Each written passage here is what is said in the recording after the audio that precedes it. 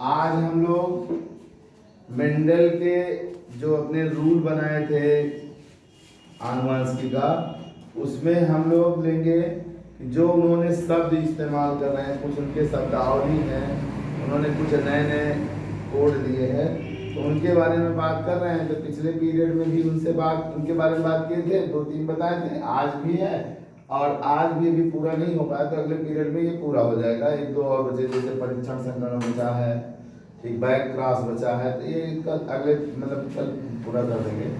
आज आपको देखना है एक संकर संकरण क्या होता है। एक संकर संकरण क्या होता है, जिसे हम प्यार से मोनोहाइब्रिड क्लास कहते हैं।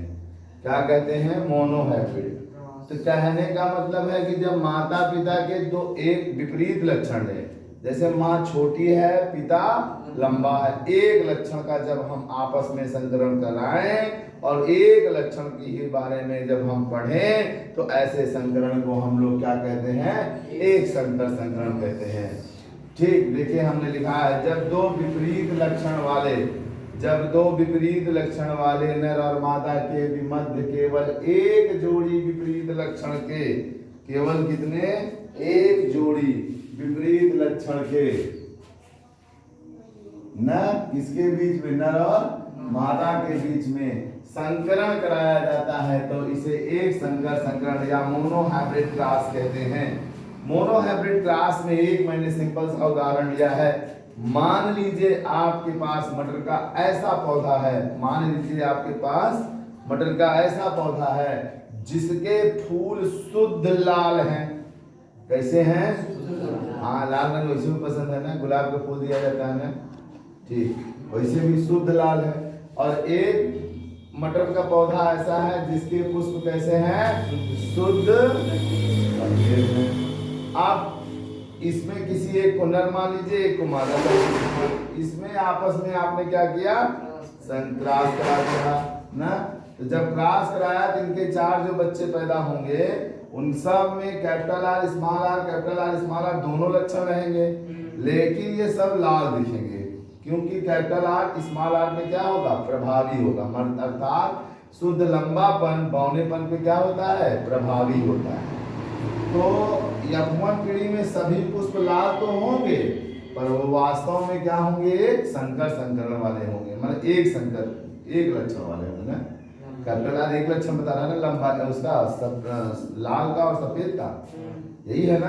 अब इसी तरह से द्वि संकर संकरण, तो इसमें कह रहा है जब दो विपरीत लक्षण वाले नर और मादा के बीच में, ठीक, दो जोड़ी लक्षणों के का आपस में संकरण कराएं, इससे प्राप्त, तो इसे द्विसंकर संकरण कहते हैं। जैसे मान लीजिए हमारे पास एक तरफ बगिया में मटर का पुष्प है, जिसका फल एकदम गोल है, एकदम गोल ना, और उसका पुष्प कैसा है?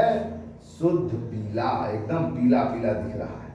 और दूसरी तरफ हमारे मटर के पौधे लगे हैं, जिसका बीज एक झुर्रीदार है, चुचका जगह कह रहा वही भाषा में क्या कहबा? चुचका मटर सुने हैं नहीं? हाँ, सुने हो प्रियांशी? चुचका मटर के छोला खाया है?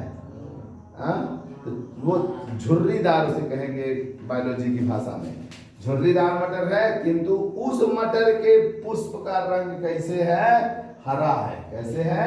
हरा है।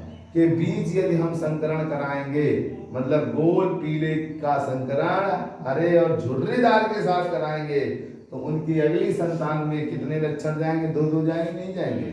ठीक, तो ऐसे संकरण को हम क्या बोलते हैं? द्विसंकर संकरण। इसके बारे में भी डिटेल आगे हमें पढ़ना है, पढ़ाएंगे आपको, घबराइए मत।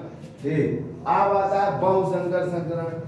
तो एक नर ले, एक मादा ले, और नर का में भी कई लक्षण हो, 2 से ज्यादा लक्षण हो, और मादा में भी 2 से ज्यादा। एक लंबाई लक्षण ले लें, एक क्या ले लें? मटर का फल बीज गोला होगा कि झुर्रीदार होगा ना, समझ आ रहे नहीं? और एक मान लीजिए हरा पीला ले लीजिए, तो कई लक्षण होंगे? 3, और 3 तो हुआ।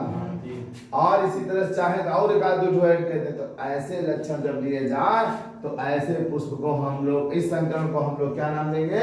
बहुसंकरण संकरण, पॉलीहाइब्रिड क्रॉस। तीसरा आता है समयुग्मनजी।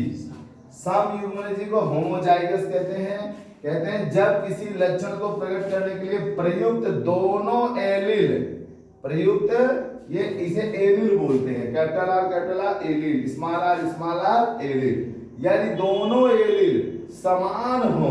जैसे ये दोनों क्या है, कैपिटल आर है ना, और ये दोनों क्या है, स्मॉल आर, एलील समान हो।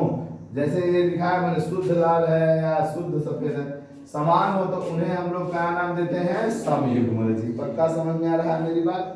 विषम युग्मनजी में क्या होता है कि जब किसी लक्षण को प्रकट करने के लिए प्रयुक्त दोनों एलील असमान हो, तब मतलब यहाँ दोनों एलील कैसे होंगे, समान नहीं होंगे। जैसे देखिए जो 5 पीढ़ी में जो बच्चे पैदा हुए हैं उनमें कैपिटल आर स्मॉल आर दोनों है ना, हाँ, तो इन्हें हम क्या कहेंगे, विषम युग्मनजी। क्या कहेंगे, हाँ, जैसे प्रियांशी है, इसके पापा लंबे हैं, मम्मी छोटी है, तो इसके अंदर दोनों है कैपिटल टी स्मॉल टी, ये क्या है, विषम युग्मनजी। क्या है, विषम युग्मनजी। समझ में आ रहा है, दोनों लक्षण है इसके पास।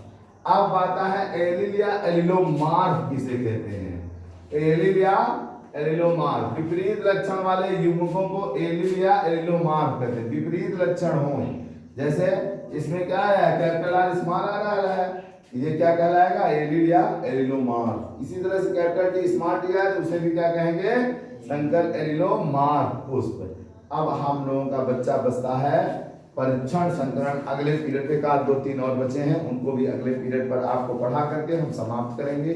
नियमावली हमारी समाप्त होगी, फिर इनके एक संकर संकरण पढ़ेंगे, 2 संकर संकरण पढ़ेंगे, फिर उसके बाद मेंडल के कुछ नियम पढ़ेगा। 102% ब्रह्मा का लकीर है कि मटर के प्रयोग पे क्वेश्चंस आए हैं कई बार, अंसार उठा के देख लीजिए। और मेंडल के प्रभाविकता का नियम, स्वतंत्र व्यूहन का नियम, ये में से 3 नियम हैं टोटल। इन 3 नियमों में से कोई न कोई एक नियम आना ही आना है, आना ही आना है, या लिख लो। इससे बढ़िया पेपर आउट कुछ नहीं।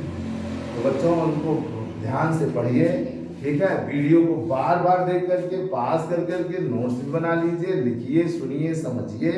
और ना समझ में आए तो 1 करोड़ बार कह चुका हूँ, आज 1 करोड़ 1 बार कह रहा हूँ कि आप कमेंट करके पूछ सकते हैं, ठीक। और वीडियो को अपने दोस्तों को शेयर कर दीजिए जल्दी से यारों, इसको खूब सब्सक्राइब कर दो, खूब देख वेख करके हमको करोड़पति बनाओ मित्रों। अगर बनाओगे तो थोड़ा सा नोट तुम पे भी छलकाएंगे। ठीक, धन्यवाद।